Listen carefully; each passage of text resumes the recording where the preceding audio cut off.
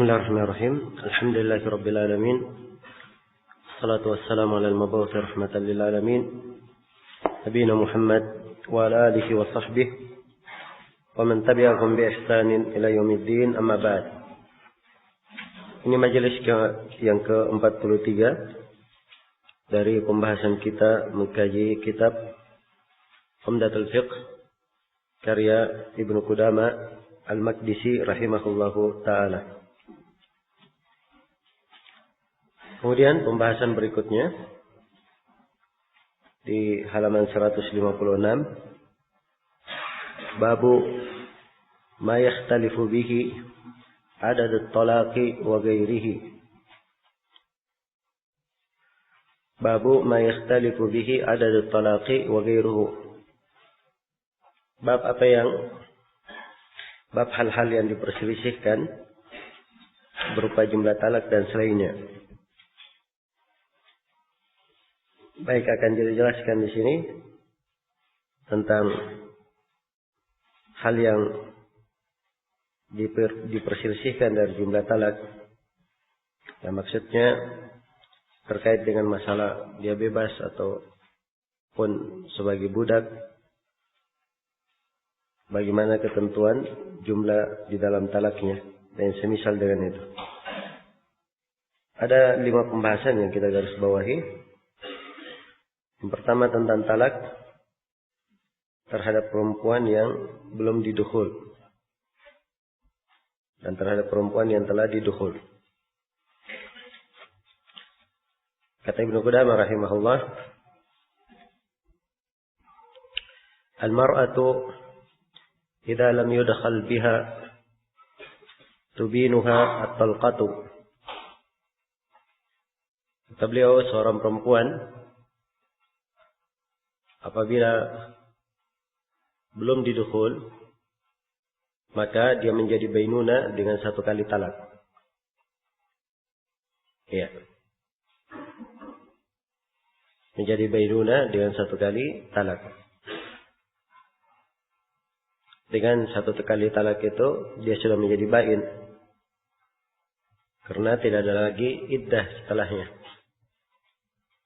Ini berdasarkan firman Allah Subhanahu wa taala, ya ayyuhalladzina amanu idza nakahtumul mu'minati thumma talaqtumuhunna min qabli an tamassuhunna fama lakum 'alayhinna min iddatin ta'taddunaha. Wahai orang-orang yang beriman, apabila kalian menikahi para perempuan mukminat, kemudian kalian mentalak mereka sebelum menyentuhnya, maka tidak ada iddah yang kalian hitung terhadap mereka. Jadi ayat ini jelas ya, kalau belum terjadi dukhul antara suami dan istri, kemudian suami mentalak si istri, maka hal tersebut terhitung 1 kali talak. Dan setelahnya tidak ada iddah, langsung menjadi bainunah. Tidak ada iddah, langsung menjadi bainunah. Iya. Jadi kalau dia ingin rujuk, tidak boleh dia rujuk lagi. Kecuali kalau dia bikin akad baru lagi. Nah, itu maknanya. Bahwa 1 kali talak ini menjadikannya bain. Kemudian kata beliau, wa tuharrimuha as-salatu min al-hur wal ithnatani min al-'abd idza waqa'at majmu'atan. Nah. Kemudian kata beliau, apabila perempuan atau istri yang belum didukhul ini ditalak oleh seorang suami yang bebas atau ditalak oleh seorang budak sekaligus, maka talaknya menjadi talak 3 atau jadi talak 3 bagi orang yang bebas, talak 2 bagi seorang budak. Ya. Qaulihi anti talik 3. Atau anti talik wa talik wa talik. Seperti kalau dia berkata misalnya kamu talak 3. Atau kamu talak. Ya. Ini pembahasan dia ucapkan kalimat 3 sekaligus. Padahal perempuan ini si istri belum didukhul ya. Baik. Jadi kalau si perempuan belum didukhul, kemudian suami berkata, kamu talak 3, kata Ibnu Qudamah, kalau yang mengucapkan itu seorang yang bebas, istrinya langsung jatuh talak 3. Apabila yang mengucapkannya budak, langsung terhitung talak berapa? Talak 2.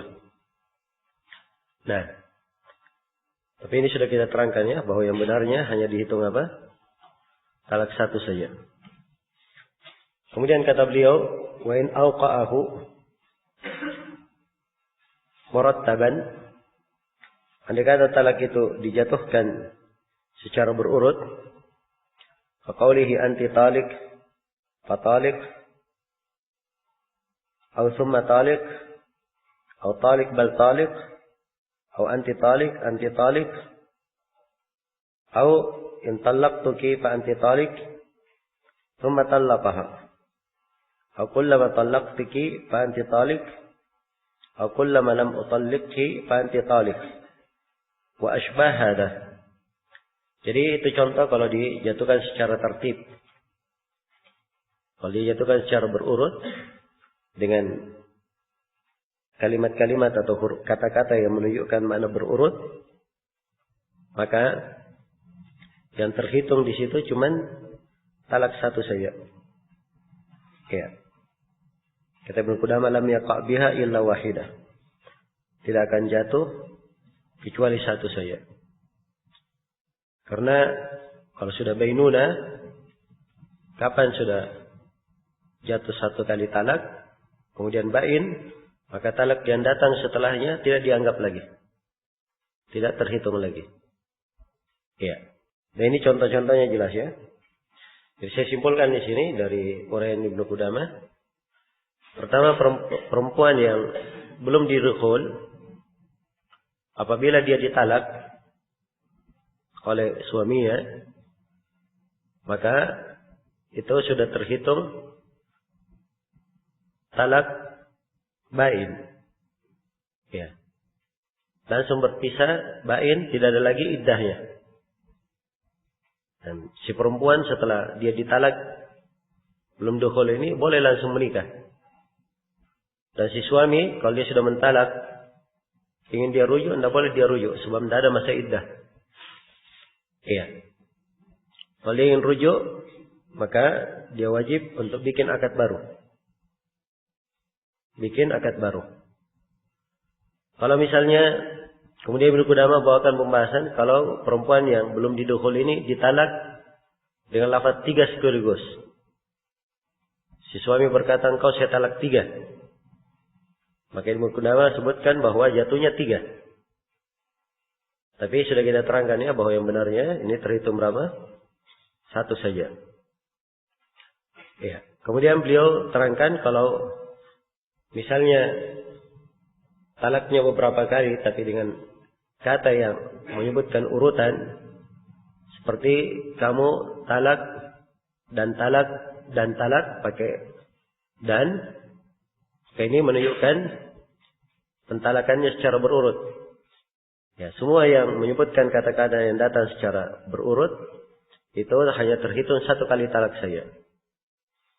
Kenapa hanya terhitung 1 kali talak? Karena dia sudah apa? Menjadi bain. Dengan 1 kali talak itu sudah menjadi talak bain. Iya. Ini dipahami atau tidak? Ya antum tidak paham nanti. Ini dipahami atau tidak? Hah? Apa itu artinya talak bain? Hah? Talak bain itu talak boleh rujuk atau tidak? Tidak boleh rujuk. Jadi kalau sudah ditalak 1 perempuan yang belum didukhul, boleh rujuk atau tidak suaminya? Tidak boleh rujuk. Maksudnya tidak ada lagi masa rujuknya. Tapi kalau dia ingin nikahi lagi boleh atau tidak? Boleh, tapi dengan syarat akad baru. Baik. Ya kalau gitu jelas ya. Kemudian kata beliau selesai ya, kalau si istri ini belum didukhul. Bagaimana kalau setelah didukhul? Kata beliau, walau kanat madkhulan biha waqa'a biha jami'u ma awqa'ahu. Iya. Kalau dia ini madkhul, sudah didukhul, maka seluruh yang dia jatuhkan dari talak itu terhitung. Nah, seluruh yang dijatuhkan dari talak terhitung. Apakah disampaikan sekaligus atau disampaikan secara berurut, talaknya semuanya terhitung. Ya, nah ini sudah kita terangkan ya, bahwa di dalam masalah ini pendapat yang lebih kuat bahwa talak 3 yang dijatuhkan dalam satu majelis itu hanya terhitung berapa? Terhitung 1 saja. Iya. Kemudian Ibnu Qudamah berpindah menjelaskan bila terjadi keraguan pada jumlah talak dan persusuan. Kata beliau, "Wa man syakka fi at-talaqi aw adadihi aw ar-radha'i aw adadihi bana 'ala al-yaqin." Siapa yang ragu di dalam talak? Ya. Maksudnya dia ragu apakah dia mentalak istrinya atau tidak? Aw adadihi, atau dia ragu pada jumlahnya. Ini sudah talak 1 atau sudah talak 2, dia ragu. Apabila dia ragu, apa yang dia lakukan? Bana 'alal yakin. Maka dia ambil yang meyakinkan. Iya. Kalau dia ragu apakah dia talak istrinya atau tidak, nah, maka asalnya yang meyakinkan adalah apa? Dia tidak talak, itu yang meyakinkan. Dia ambil yang meyakinkan. Demikian pula kalau dia ragu, dia talak 1 atau 2. Yang meyakinkan talak berapa? Talak 1. Iya. Baik. Ini pendapat Ibnu Qudamah rahimahullah, dan ini yang pendapat yang lebih kuat. Walaupun ada sebagian ulama yang berpendapat bahwa diambil yang di atas, sebab itu lebih hati-hati. Tapi pendapat yang disebut oleh Ibnu Qudamah di sini itu yang lebih kuat. Nah, awir radha'i wa adadihi. Demikian pula kalau dia ragu pada jumlah susuan, ragu tentang susuan atau ragu tentang jumlahnya. Iya. Misalnya dia ragu apakah istrinya ini menyusui si fulan atau tidak. Ya. Dia ingin nikah dengan si fulana. Kemudian dia ragu apakah istrinya menyusui si fulana atau tidak. Maka asalnya adalah apa? Istrinya tidak menyusui. Itu yang meyakinkan. Demikian pula kalau misalnya dia ragu jumlah susuannya. Ini susuan yang ke-3 atau yang ke-5. Maka asalnya diambil yang meyakinkan. Yang meyakinkan berapa? Yang ke-3. Baik. Sekiranya ini jelas ya. Kemudian kata beliau, wa in qala li nisa'ihi. Ini pembahasan jika talak dijatuhkan kepada seorang istri yang tidak ditentukan.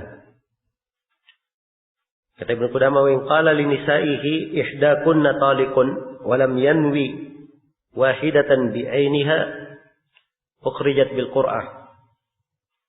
Apabila dia berkata kepada istrinya, salah seorang dari kalian telah saya talak. Jadi dia punya beberapa istri. Kemudian dia katakan salah seorang di antara kalian adalah talak. Iya. Walam yanwi wahidatan bi ainiha. Dan si suami tidak meniatkan salah seorang dari mereka. Adapun kalau si suami meniatkan lain lagi ya.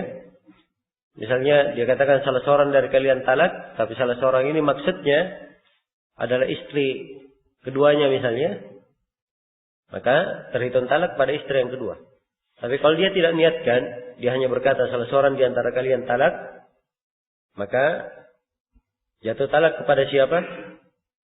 Nah, ini kata Ibnu Qudamah, kharajat bil qur'ah. Jatuh talaknya ditentukan dengan diundi.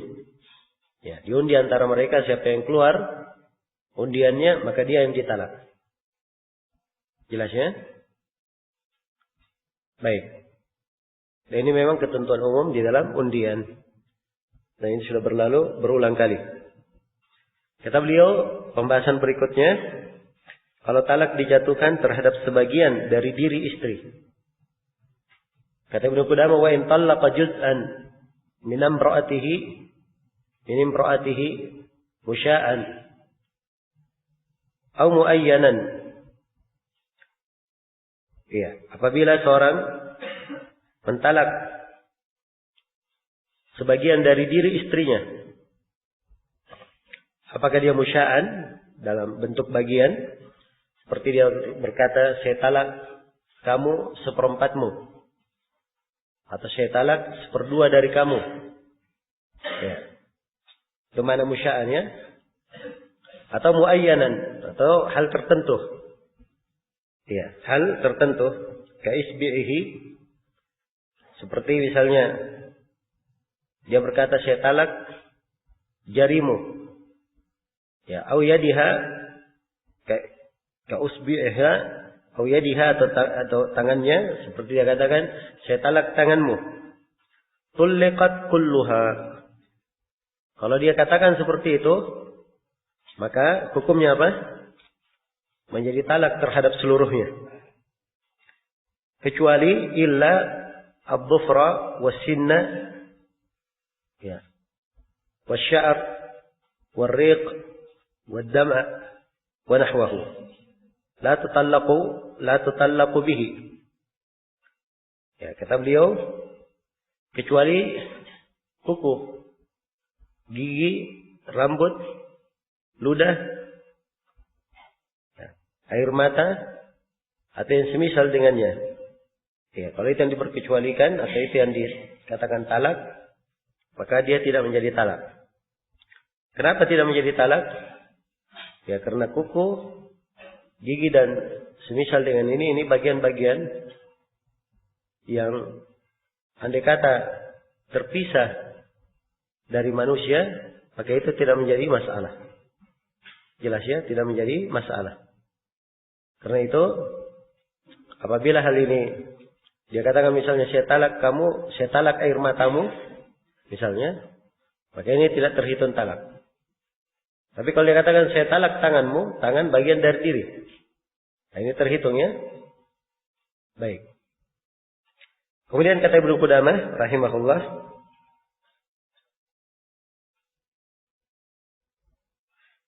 nah ini tentang penjatuhan setengah talak atau kurang dari itu. Wa in qala anti talik nisfa tatliqah. Kalau dia berkata kepada istrinya, kamu talak setengah talak. Kamu saya talak setengah talak. Ya. Au aqalla min hada. Atau dia berkata, saya talak kamu seperempat talak. Ya. Baik, ini hukumnya apa? Kata Ibnu Qudamah, tulliqat wahidatan, maka dia dianggap talak satu. Nah, sebab talak itu satu bagian yang tidak berpisah. Kapan dia menjatuhkan talaknya, walaupun dia katakan talak seperdua, ya sepertiga, seperempat, dia dihitung satu talak. Karena talak satu bagian tidak berpisah. Selesai sudah pembahasan tentang apa yang diperselisihkan dari talak. Kemudian Ibnu Qudamah berpindah menjelaskan tentang masalah rujuk.